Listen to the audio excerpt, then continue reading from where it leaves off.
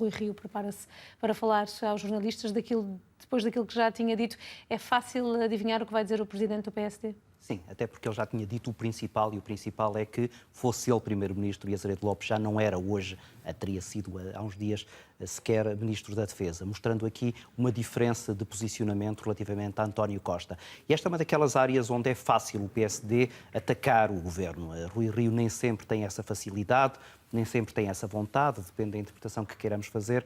A verdade é que, relativamente ao funcionamento da máquina do Estado, seja na área da proteção civil, seja na área da defesa, Rui Rio tem mostrado que tem ali brechas que ele pode, com alguma facilidade, aproveitar. E recordará certamente aquilo que foi um passado de alguma conflitualidade entre o Ministério da Defesa e as Forças Armadas, mostrando como isso acaba por debilitar aquilo que é o normal funcionamento de um órgão tão importante como o das Forças Armadas. Por outro lado, Rui Rio aproveitará também para falar daquilo que são algumas ausências de investimento no setor público, em particular num setor crucial, que é o setor da defesa. António Costa certamente que depois poderá responder que já estará inscrito neste Orçamento do Estado um aumento de investimento para a área das Forças Armadas. De resto, isso decorre de uma exigência que Donald Trump veio colocar à NATO ainda este ano, dizendo que os países que fazem parte da NATO devem subir até cerca de 2% do PIB, aquele que é o seu investimento na área das Forças Armadas.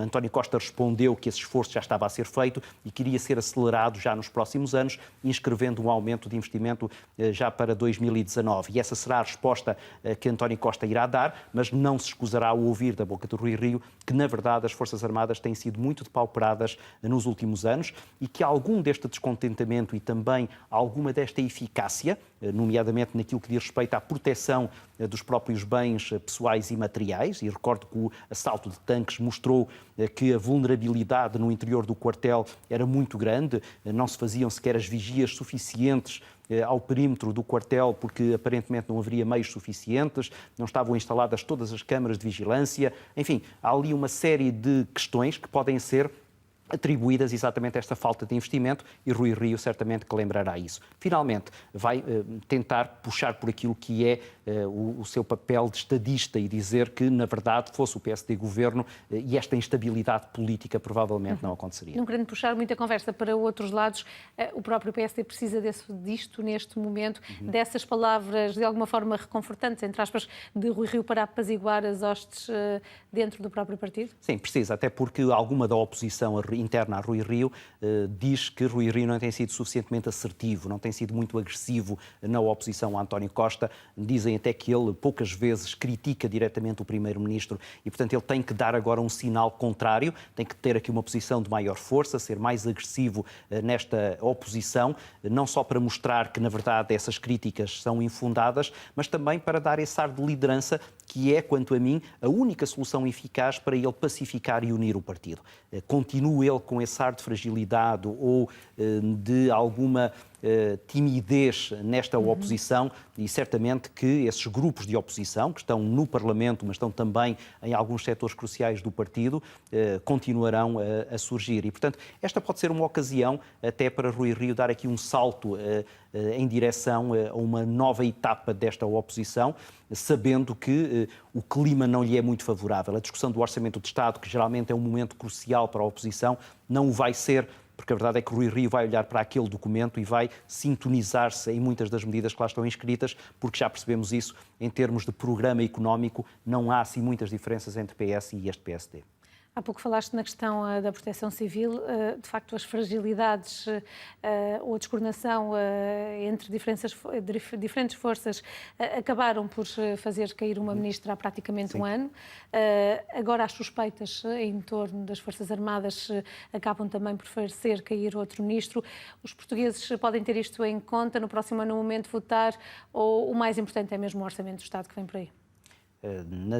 Na campanha presidencial norte-americana de 1992, entre Bill Clinton e Bush, estava escrito num quadro da sala de guerra da campanha: "It's the economy stupid", é a economia estúpida, dando essa ideia de que o fundamental é verdadeiramente o que as pessoas sentem no bolso, e se elas sentirem alguma folga, a sua simpatia para com o governo é sempre maior. Agora, também é verdade que nestas áreas que são muito sensíveis, e a da proteção civil foi de forma declarada, quando morreram dezenas dezenas de pessoas nos incêndios do ano passado. No conjunto dos dois, mais de uma centena. Isso acaba por fragilizar as pessoas. Não tanto esta questão de tanques. Esta questão de tanques eu acho que surge mais até como uma anedota do que verdadeiramente como alguma coisa que preocupa as pessoas. Até porque as pessoas, relativamente às Forças Armadas, eu penso que respeitam, admiram-nas, mas percebem que os meios que têm à sua disposição são muito poucos e, portanto, ninguém ficou muito preocupado. Normalmente deve ser uma das expressões que mais associamos às Forças Armadas. Sim. E eu acho que o risco de essa palavra enfraquecer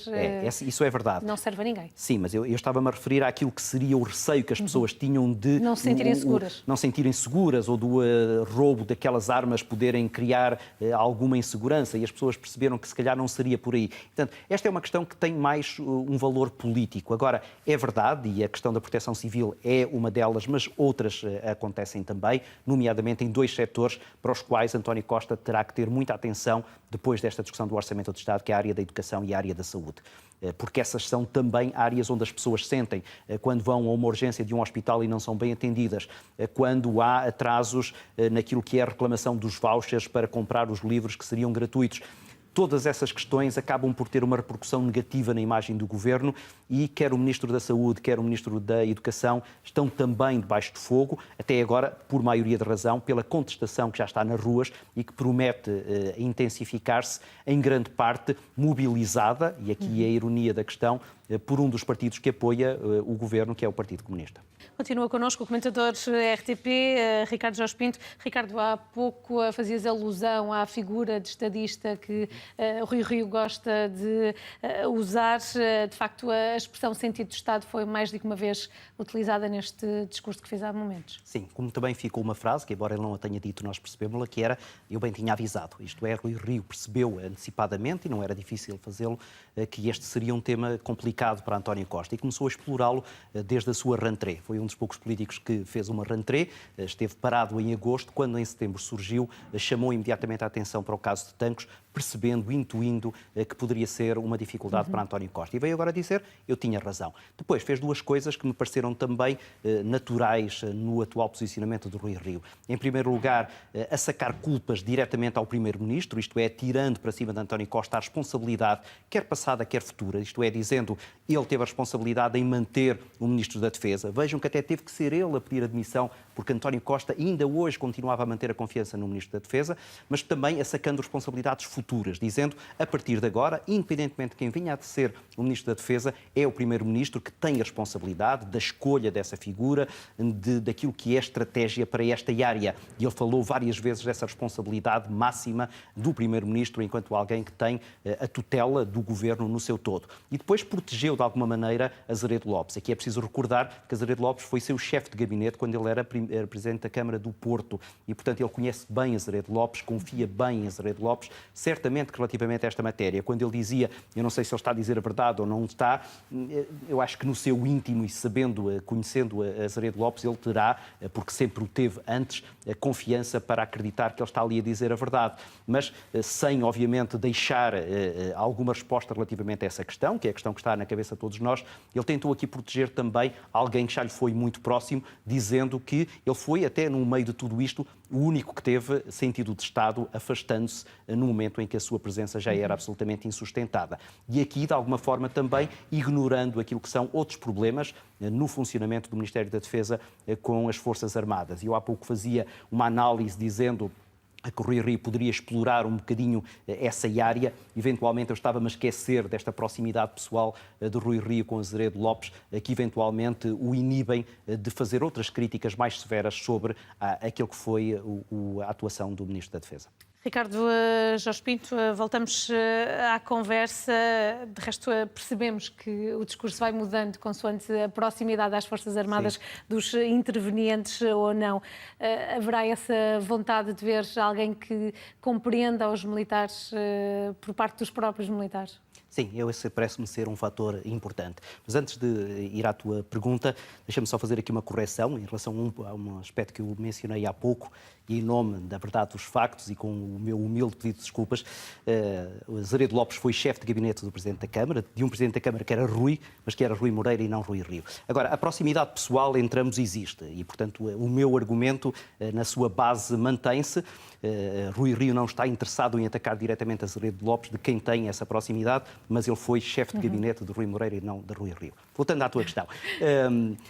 Eu acho que esta preocupação em ser alguém que não apenas conheça as Forças Armadas, mas conheça também o lado político das Forças Armadas, e foi aqui referido, parece-me que faz todo o sentido, um conhecimento das comissões parlamentares de defesa, alguém que esteja também familiarizado com aquilo que são as ações internacionais da ação das Forças Armadas e que não tenha que agora estudar dossiês que são não apenas muito complexos, mas também muito extensos, porque a verdade é que as Forças Armadas portuguesas têm uma atividade muito espalhada, têm até missões que estão neste momento em curso e que não podem ser desconhecidas para quem tem depois um papel ativo na transmissão das ideias governamentais nesses diferentes palcos. Isso parece-me ser também aqui um fator fundamental. E depois esta questão da confiança política. Isto parece-me absolutamente indispensável. Não apenas a confiança política pessoal de António Costa, mas também aquela que é a proteção de todo um tabuleiro político-partidário em que o novo ministro se vai ter que mexer.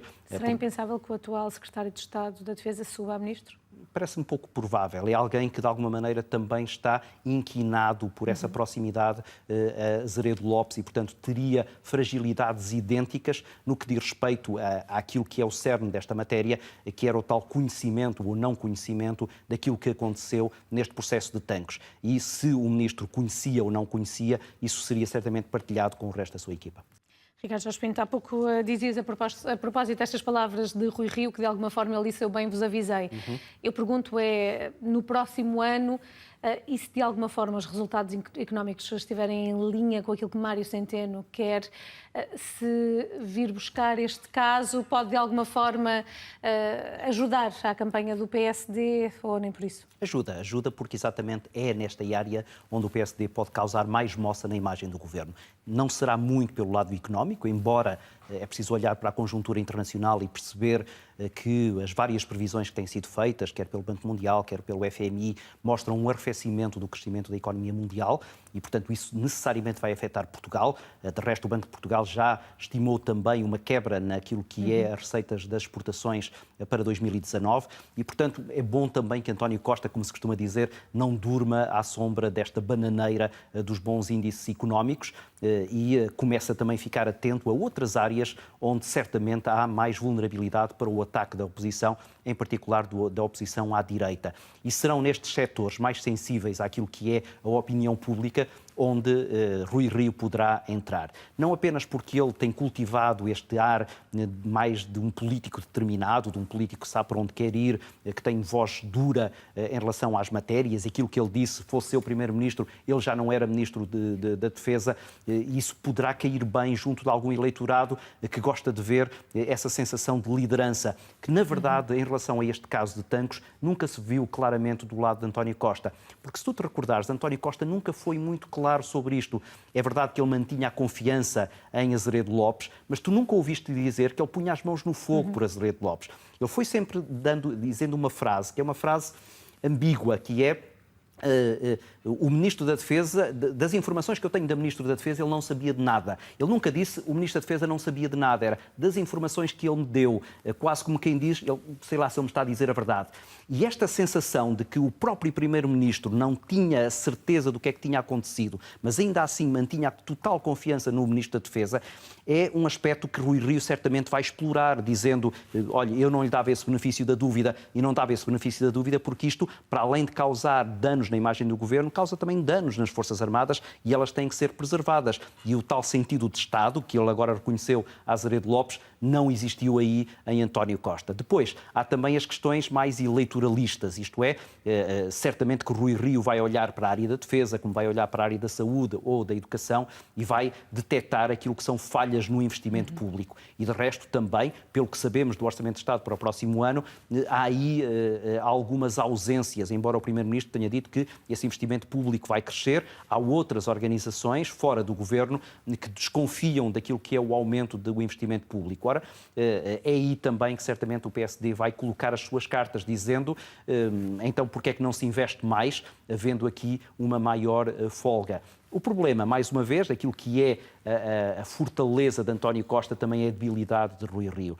É que, na verdade, Rui Rio tem falado daquilo que é a necessidade de atingir um superávit, isto é, de continuar a diminuir o déficit, continuar a diminuir a dívida e, portanto, também não tem muito espaço de manobra para agora pedir um aumento do investimento público, sabendo que esse aumento de investimento público certamente se repercutiria naquilo que são as contas e as contas seriam danificadas e dificilmente se chegaria a superávit com um maior aumento do investimento público. Portanto, teremos aqui um quadro político que é interessante.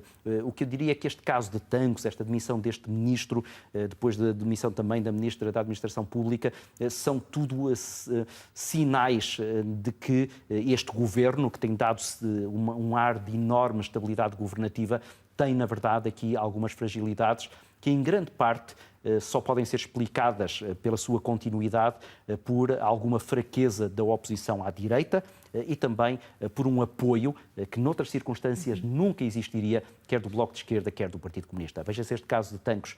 Não fosse António Costa o primeiro-ministro apoiado por estes partidos e há muito que se teria feito aqui um enorme espetáculo, absolutamente legítimo em termos políticos, de crítica severa, dura, absolutamente implacável à posição de António Costa.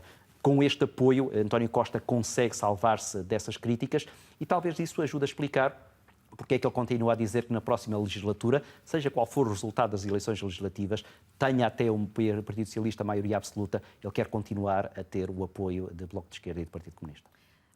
A haver uma reação do PS, ela alinhará sempre para aquilo que já é o comunicado de António Costa conhecido?